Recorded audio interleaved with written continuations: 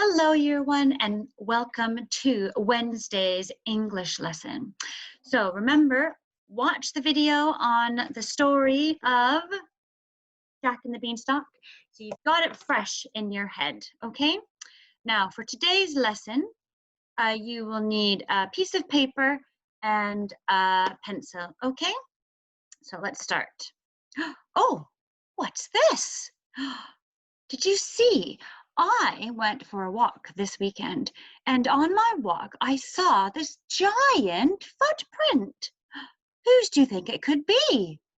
Do you think it could be a giant's footprint? I don't know. But when I was out, I was amazed to see it, and I put my foot next to it, and I couldn't believe how big it was. It's very exciting. Okay, so our objective today is, can I understand what a three-part story is? Let's see what that is. Before we start, we're going to recap some of our vocabulary. So here we have one of our words, and I've underlined the special friend. So our special friend is E. Let's break this up. We have B, E, N, and then st, ok, beanstalk. Well done. Now we have this word. Don't get into too much. Well done. Trouble. It's a tricky word because even though it's got this sound in the middle, it isn't a sound. So we have trouble. Then now we have this word. Now I've underlined the special friend at the beginning. Now it has a w and a r. Now these two letters make one sound, and it is a r. So the word is wrinkly. And you can see from that photo, the elephant has wrinkly skin, just like the giant had wrinkly skin. So let's go over some of our sounds before. So my turn, your turn. So we have poo in the zoo. So we have ooh, ooh. Well done. What's the next sound? Can you say it? Well done. If you said R, start the car, R. Fantastic. And the last sound, you know that one? Well done, yeah. A, stay and play. A, well done. So many traditional tales have three parts. They have a beginning, a middle, and an end in their story. So in the beginning, we meet the characters. In the middle, that's usually when there's a problem. And in the end is when the problem gets solved and everybody is happy. So lots of traditional tales, if you think about, say, the Three Little Pigs. So in the beginning, we meet the three little pigs. In the middle, the wolf wants to blow down their houses. And then in the end, the three little pigs figure out how to get rid of the wolf, and he is gone, and they can live happily ever after. So here are three pictures from the story, Jack and the Beanstalk. And what we are going to do is we have to look at the picture and decide which picture is the middle, which picture is the end, and which picture is the beginning. So let's have a look. We have this picture. Can you tell me what's happening in this picture? That's right. Jack's mother said he has to go and sell the cow. What about this picture here? That's right.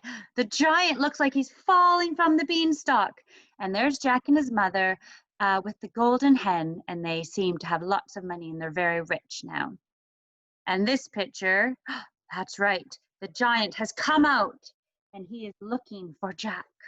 So which is the beginning?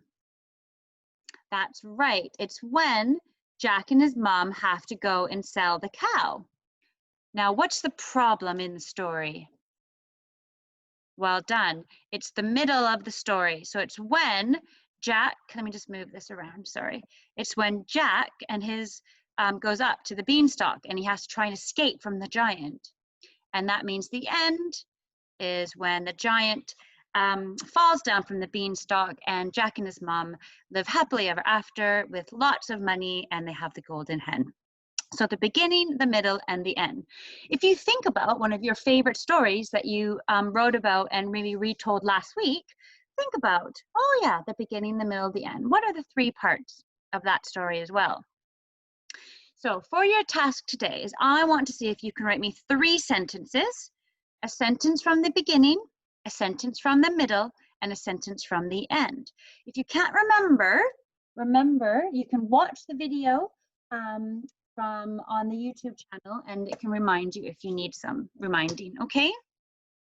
So let's have a look. So I have written 3 sentences, but what do you notice? I have underlined a special word in each sentence. What could it be? Well done if you said time connectives. Yes, I've done some time connectives to tell me the order that the sentences go in. So let's have a look at my first sentence. So in the beginning, first, comma, Jack and his mother had to sell their cow. So that happened at the beginning. You could also put something like, first, Jack and his mother were very poor and didn't have much to eat. So you could think about what happened at the beginning. Then I have next. So next is telling me what's the next part of the story. Jack climbed a beanstalk and stole a giant's hen. Or you could write next. Jack met the giantess at the top and she hid him in a pot from the giant. Or you could write next. Jack climbed the beanstalk and had the most delicious breakfast of a big piece of cheese and some bread. So you can pick a sentence that you think is best for the middle part of the story. And then the end is when the problem gets solved. So we use lastly. Lastly, comma, Jack's mom chopped down the beanstalk and they were rich. Or you could say, lastly, Jack and his mom had the golden hen and were never poor again.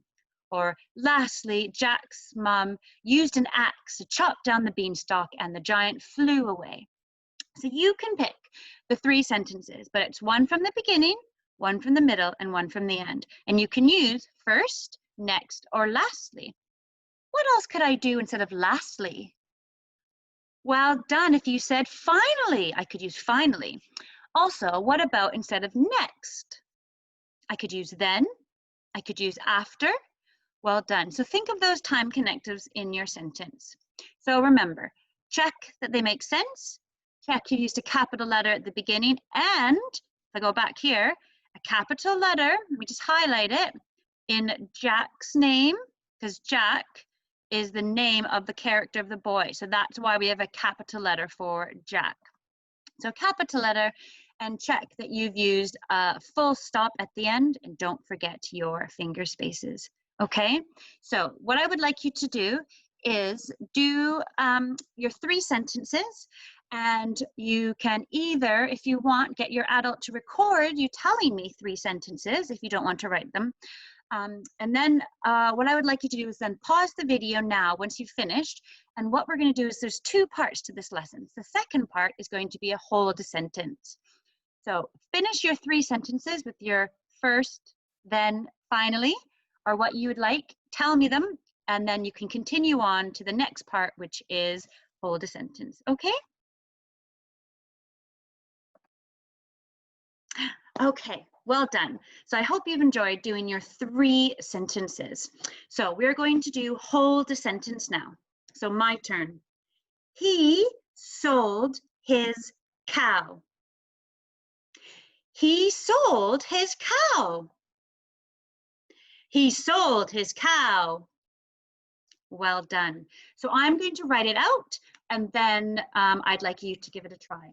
So let's start. So he. Now he is one of our red words. Okay, it's one of those tricky words that you need to know how to spell. He, finger space, sold. Sold. He sold his. Now remember, with his, it has that kind of z sound at the end, but if I was to write, does that look right? No, I haven't seen a word like that. So remember, you need to check that it makes sense. So his, he sold his cow.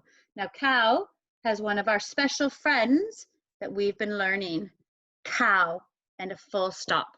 So he sold his cow. Your turn. He sold his cow.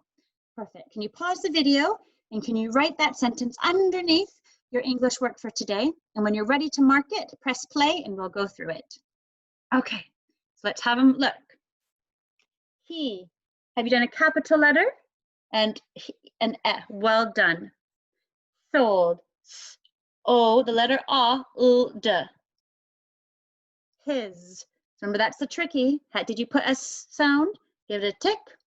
And then cow with a full stop. Cow. Okay, so have a check.